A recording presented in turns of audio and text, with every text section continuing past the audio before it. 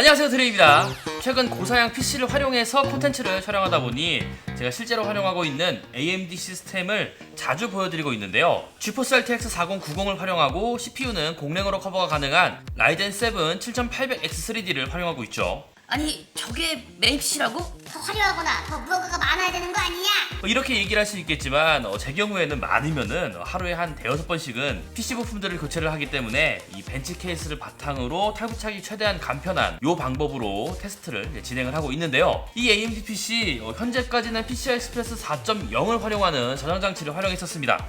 뭔가가 아쉬워요. 메인보드가 PCI Express 5.0을 지원하거든요. 그래서 오늘 영상에서는 PCI Express 5.0을 지원하는 저장 장치를 바꿔볼 예정이고요. 실제 성능은 어떻게 나오는지도 알아보려고 합니다. 바로 이 시게이트 파이어 쿠다 540을 통해서 말이죠.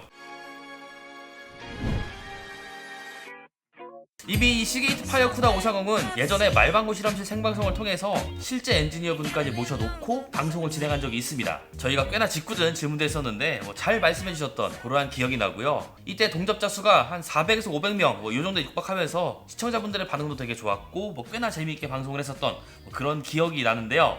우선 패키지 구성은 심플합니다. 설명서와 트레이에 담긴 본품이 전부고요. 방열판은 기본 구성에서는 찾아볼 순 없습니다. 요즘은 메인보드에 기본으로 방열판이 달려 나오기도 하고 또 방열판을 따로 구매한다고 해도 이제 1만원 이하로 충분히 구매가 가능하기 때문에 크게 문제는 없을 것 같고 제 경우에는 X670 보드라서 정말 큼지막한 방열판이 들어있거든요. 그래서 이걸 활용할 예정입니다. PCI Express 5.0을 지원하는 저장 장치가 아직까지는 보편화되어 있진 않아서 전체적인 판매량이 높지는 않을 것으로 예상이 되지만 그래도 그 중에서 현재 다나와 기준으로는 가장 판매량이 많은 제품이라고 할 수가 있고요. 스펙시트는 PCI Express 4.0 대비 레인당 최대 속도가 2배 증가했고 D램 당연히 있고요. 타이슨 E26 컨트롤러를 활용하고 있어요. 거기에 수명에 대한 수치도 상위권에 위치하고 있기 때문에 이런 부분에서 실제 활용할 유저들에게 선택을 많이 받은 게 아닌가 그런 생각이 들더라고요. 설치하는 건 굉장히 간단한데요. 메인보드에 체결되어 있는 방열판을 드러내고요. 파이어쿠다 540을 M.2 슬롯에 맞춰서 잘 끼워줍니다. 그리곤 고정 후에 방열판을 덮어주면 되죠.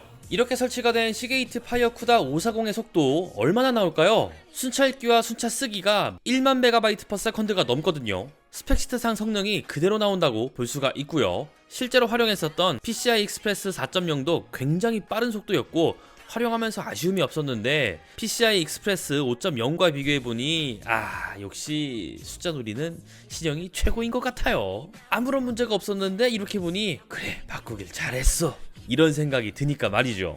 더티 테스트는 어떨까요? 남은 용량이 80% 후반이 되면서 3500에서 4000MB/s의 속도를 보여줬는데요. 50% 미만 구간이 14.2% 정도 되거든요. 뭔가 이상한 거 아니에요? 라고 물어볼 수 있는데 실제로 더티 테스트가 굉장히 빡센 테스트라서 이 정도면 꽤나 괜찮은 성능이라고 볼 수가 있고요. 여러분들이 현재 활용하고 있는 SSD를 테스트해보시면 아마 깜짝 놀라실 거예요. 생각했던 것보다 속도가 훨씬 낮을 테니까요. ATTO 디스크 벤치마크에서도 전 구간 굉장히 우수한 속도가 측정되었습니다. 다만 초반에 테스트했던 속도보다는 조금 떨어지긴 하죠. 벤치마크 툴마다 테스트 성향이 다르다 보니 약간의 오차는 발생할 수 있다고 보여지고요. ATTO를 돌리면서 온도를 측정해보니 51도에서 시작해서 최대 73도까지 올라갔는데요. 방열판이 없다면 더 높은 온도가 측정될 거예요. 저는 메인보드에 붙어있는 방열판을 활용했죠. NVMe 방식은 웬만하면 방열판 활용을 추천하기 때문에 방열판이 있는 메인보드를 쓰거나 아니면 저렴한 싸제 방열판을 다는 것을 추천드리고요. 그리고 게임의 로딩에 대해서는 정말 빠른 램디스크와 비교해도 차이가 없다는 것을 보여드린 적이 있기 때문에 테스트를 또 하는 건 의미가 없다고 생각이 들고요. 틈내서 하거나 테스트를 할 때 실행하는 게임 두 종을 플레이해봤는데요. 디아블로4는 워낙 잘 돼 있기도 하고 예전 하드 시절처럼 데이터를 불러오는 속도가 느려서 버벅인다거나 로딩이 너무 길어진다거나 이제는 이런 거는 없다고 봐야 될 것 같고요. 오버워치2 역시도 너무나 가볍게 플레이가 가능합니다. 저장 장치를 바꿨다고 프레임이 올라가거나 하진 않죠. 다만 더 빠른 데이터를 읽고 써야 하는 작업을 하는 분들, 멀티태스킹을 자주 활용하는 환경에서도 좋고요. 이왕 구매하는 거 하이엔드로 구매하자 이런 마음을 먹은 분들까지도 활용한다면 충분히 만족할 만한 저장 장치라고 생각을 합니다. 마지막으로 시게이트 전용 소프트웨어가 여러 개가 있죠. 이 중 일반적인 활용을 하는 분들이라면 툴킷이나 C툴즈 5 요 정도를 받아서 활용하시면 궁금하실 것 같아요. C툴즈5는 현재 활용하고 있는 시게이트 저장 장치의 상태에 대해서 확인하고 점검을 할 수 있는 소프트웨어인데요. 다운받고 설치하는 거 어렵지 않으니 시게이트 저장 장치를 쓰고 계신다면 해당 소프트웨어도 다운받아서 활용해 보시면 좋겠네요. 이렇게 시게이트 파이어쿠다 540을 실제로 제가 쓰고 있는 AMD 시스템에 설치도 해보고 테스트도 해보았습니다. 성능 좋은 거 알겠어. 그래도 좀 비싸.